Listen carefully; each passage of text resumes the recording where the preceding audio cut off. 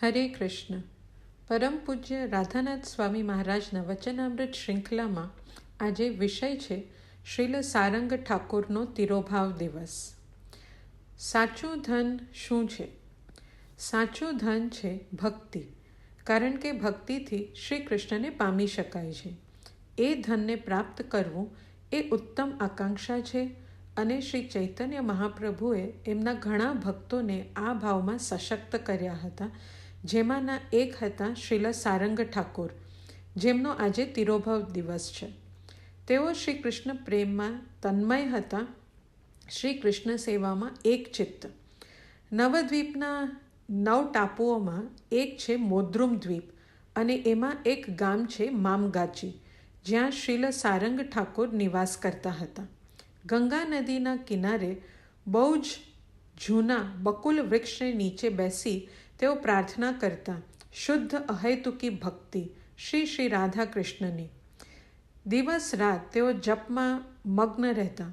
હરે કૃષ્ણ કૃષ્ણ કૃષ્ણ હરે હરે, હરે રામ રામ રામ હરે હરે. જપ કરતા સમયે તેઓ અતિ શુદ્ધ ભાવથી જપ કરતા. ભગવાનની કૃપા, એમની લીલાઓ, પ્રેમ અને કૃપા પર ધ્યાન ધરતા અને ભગવાનની કૃપાથી તેઓ ભક્તિના અતિ ઉચ્ચ શ્રેષ્ઠતમ સ્તર ઉપર હતા. ઘણા વર્ષો સુધી તેઓ વૃક્ષની નીચે બેસીને જપ કરતા. શ્રી ચૈતન્ય મહાપ્રભુએ તેમને આગ્રહ કર્યો કે તમારે આ સંદેશનો પ્રચાર કરવો જોઈએ, શિષ્યો સ્વીકારવા જોઈએ અને એમને ભક્તિમાં શિક્ષણ આપવું જોઈએ. હવે તમને શું અનુમાન છે? શિષ્યો સ્વીકારવા એટલે શું? આપણે વિચારીએ એવું નથી. અતિ કઠિન કાર્ય છે. તમારા સ્વયંને વિસ્તરિત કરવું અને બધી માયા અને સમસ્યાઓ સાથે જૂઝવું. કોણે કરવાનું ગમે? કોઈ અહંકારી હોય તો કોઈ મૂર્ખ હોય, અથવા તો કોઈ નિસ્વાર્થ ભાવે કૃપાનું સાધન બની કરુણામય ભાવથી સેવા કરવા માટે પણ તત્પર હોય. અને શ્રીલ સારંગ ઠાકુર ઘણા બધા આવા કારણોસર શિષ્યો નહોતા સ્વીકારતા. તમે જેટલા પ્રગતિ કરો એટલા તમે વિનમ્ર બનો. આપણે મહાન આત્માઓની પ્રાર્થનામાં વાંચીએ છીએ, કોઈ એમ નથી કહેતું હું તો આત્મ સાક્ષાત્કારના પરમહંસ ભાવ પર છું. એ બધા એમ જ કહેતા હોય છે, હું તો પતિત છું, વિષ્ટામાં રહેલા કીડાથી પણ અધમ છું, હું અતિ વ્યગ્ર છું, હું કૃષ્ણ કૃપા કરી મારી રક્ષા કરું. શ્રીલ નરોત્તમદાસ ઠાકુર પ્રાર્થના કરે છે, પતિત પાવન હેતુ તવ અવતાર, મોસામાં પતિત પ્રભુ ન પાઈ બે આર. અર્થાત શ્રી ચૈતન્ય મહાપ્રભુ, તમે તો પતિતનો ઉદ્ધાર કરવા આવ્યા છો અને એટલે મારો ક્રમ એમાં સૌથી પહેલો છે. જો તમે આખી સૃષ્ટિમાં જોશો તો મારા જેવું પતિત કોઈ નહીં મળે. આ શુદ્ધ ભક્તોનો સ્વભાવ છે અને એટલે શ્રીલ સારંગ ઠાકુર પોતાને સામર્થ્યવાન નહોતા સમજતા, પણ બીજું એક કારણ હતું. તેઓ એટલા આનંદિત હતા બકુલ વૃક્ષની નીચે બેસી હરિનામ જપ કરવા, ભગવત પ્રેમમાં મગ્ન થઈ કે બહાર જઈ પ્રચાર કરી, શિષ્યો સ્વીકારી, એ બધું એમના ભજનમાં બાધારૂપ હતું, ભક્તિમાં બાધક હતું.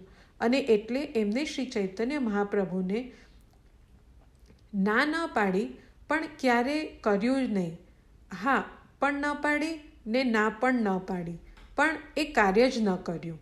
અને શ્રી ચૈતન્ય મહાપ્રભુ ફરી સારંગ ઠાકુરને આગ્રહ કરતા, હું આ જગતમાં પતિતોનો ઉદ્ધાર કરવા આવ્યો છું, મારી સહાય કરો અને શિષ્યો સ્વીકારો. હરે કૃષ્ણ.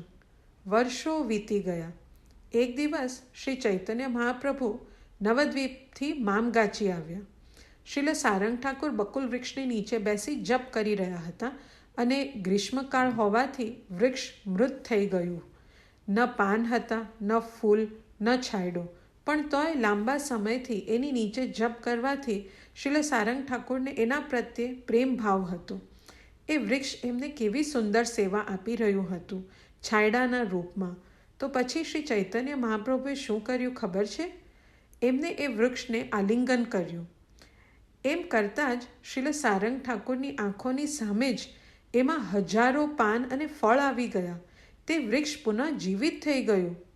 જે કોઈ પણ અને કંઈ પણ એક ભક્તને પ્રિય હોય તો નિશ્ચિત જ ભગવાન એને કૃપા પ્રાપ્ત કરાવે છે. આ બધા શાસ્ત્રોમાં લખાયેલું છે. એટલે આ બકુલ વૃક્ષ એક નિર્જીવ શરીરમાં પણ જીવ જેવું હતું. પણ એ બકુલ વૃક્ષ શ્રીલ સારંગ ઠાકોરને એમના ભજન સમયે છાંયડો આપતું. એ શ્રીલ સારંગ ઠાકોરની સેવા કરી રહ્યું હતું અને શ્રીલ સારંગ ઠાકોરને અતિ પ્રિય હતું. એટલે શ્રી ચૈતન્ય મહાપ્રભુએ એવા જીવન દાન પ્રદાન કર્યું. અને હવે એ વૃક્ષના ફૂલ સાધારણ ન હતા, પણ કૃષ્ણ પ્રેમના અભિવ્યક્તિ હતા. એ કૃષ્ણ પ્રેમ પ્રદાન કરી રહ્યું હતું. હરિ બોલ. શ્રી ચૈતન્ય મહાપ્રભુએ શ્રીલ સારંગ ઠાકોરને કહ્યું, તમે જોયું મેં તમારા વૃક્ષ માટે શું કર્યું? હવે આ જ તમે બીજા બધા માટે કરો. તમે સુપ્ત જીવોને હરિનામ દ્વારા જાગૃત કરો. અને પછી ભગવાન ચૈતન્ય ત્યાંથી નીકળી ગયા.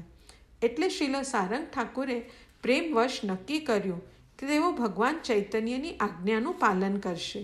એટલે વહેલી સવારે અંધારામાં બ્રહ્મ મુહૂર્ત સમયે લગભગ સવારે 3:30 વાગે તેઓ ગંગા નદી તરફ ચાલી રહ્યા હતા. અને એમને એમ નક્કી કર્યું કે આજે જે પણ વ્યક્તિ પહેલું મને દેખાશે એને હું દીક્ષા પ્રદાન કરીશ. જેવું એ ગંગામાં સ્નાન કરી રહ્યા હતા, અંધારું પણ ખૂબ હતું અને અચાનક કંઈક એમને અથડાયું. એમના પગમાં આવ્યું. જોયું તે એક બાળકનું મૃત શવ હતું.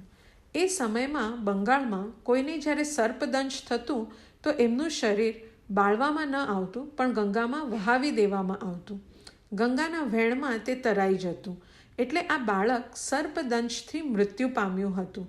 આજે આ પ્રથમ વ્યક્તિ છે જેને હું મળ્યો છું અને એમને એમના હૃદયમાં શ્રી ચૈતન્ય મહાપ્રભુને વચન પણ આપ્યું હતું કે તેઓ એ પ્રથમ વ્યક્તિને દીક્ષા પ્રદાન કરશે. અને એટલે આ છે જેને શ્રી ચૈતન્ય મહાપ્રભુએ મોકલ્યા છે. એટલે એમને મહામંત્ર છોકરાના કાનમાં ઉચ્ચાર કર્યો અને એમના પાદસ્પર્શથી મહામંત્ર મળવાથી બાળક પુનર્જીવિત થઈ ગયો અને એમના ચરણ સ્પર્શ કરી રડી શરણાગત થઈ ગયો અને એ પ્રકારે એને દીક્ષા મેળવી. આ બહુ જ ઉપદેશાત્મક કથા છે. શ્રીલ ભક્તિવિનોદ ઠાકુર પ્રાર્થના કરે છે, જીવ જાગો ગૌરચંદ્ર બોલે, કોથા નિદ્રા જાઓ માયા. કે આપણે બધા માયાના ખોળામાં સુપ્તાવસ્થામાં છીએ. ઘણીવાર શ્રીલ પ્રભુપાદ કહેતા, નિદ્રા મૃત્યુ સમાન છે. કારણ કે આમ જુઓ તો તમે જ્યારે ભર ઊંઘમાં હોવ ત્યારે મૃત્યુમાં અને એમાં એટલો જ ફેર છે કે તમે એ જ શરીરમાં પાછા જાગો છો. મૃત્યુ તમે બીજા શરીરમાં જાગે છે, ખરું ને? બસ એ જ અંતર છે. જેટલી વાર તમે સૂઈ જાઓ છો તમે જાણે કે મૃત અવસ્થામાં છો. તમને ખ્યાલ નથી તમે કોણ છો, ક્યાં છો. ઘણીવાર જ્યારે તમે બહુ ફરતા હોવ અને તમે જો એક અંધારિયા રૂમમાં હોવ તો તમને ખ્યાલ ન હોય કે તમે ક્યાં છો. પણ જ્યારે ભર નિદ્રામાં હોવ તો એ મૃત્યુ અવસ્થા સમાન જ છે. તમે તમારી વ્યક્તિતાને ભૂલી જાઓ છો. આપણે જેણે મૃત્યુ કહીએ છીએ તે એક અલગ શરીરમાં જાગવા સમાન છે. પણ આપણે જ્યારે મૃત્યુ નથી પામતા ત્યારે ઊંઘ પછી એ જ શરીરમાં જાગીએ છીએ. પણ ભગવાન ચૈતન્ય મહાપ્રભુ આપણને કહે છે, આ બ્રહ્મના સ્વપ્નમાંથી બહાર આવો, જાગો. તમે નિત્ય શાશ્વત આત્મા છો. તમારો સંબંધ શ્રી કૃષ્ણ સાથે છે. ભગવાન સાથે પરસ્પર આનંદિત પ્રેમ કરો અને જગતને પણ આપો. જાગો. આ એમનો સંદેશ છે. અને તેઓ કઈ રીતે જગાવે છે? હરે કૃષ્ણ કૃષ્ણ કૃષ્ણ હરે હરે, હરે રામ રામ રામ હરે હરે. એમના કૃપાળુ ભવ્ય હરિનામ દ્વારા. અને એટલે ગુરુ આપણને એ મૃત આધ્યાત્મિક અવસ્થામાંથી જાગૃત કરે છે. આપણે જ્યારે શ્રી કૃષ્ણને વિસ્મરી જઈએ છીએ ત્યારે વાસ્તવમાં આપણે આધ્યાત્મિક સ્તર પર મૃત સમાન છીએ. તો પછી દીક્ષા શું છે? દીક્ષા એટલે ગુરુ આપણને મંત્ર દ્વારા આપણી શાશ્વત પ્રકૃતિમાં જાગૃત કરે છે. તમે જાણો છો ઘણીવાર ઉઠ્યા પછી આપણે થોડી આળસ મરડતા હોઈએ છીએ. થોડીક વાર પૂર્ણ રીતે જાગૃત થતાં થોડો સમય લાગે છે અને એ છે હરિનામ દીક્ષા. એટલે શ્રીલ સારંગ ઠાકુરે દીક્ષા મંત્ર દ્વારા એને જીવિત કર્યો.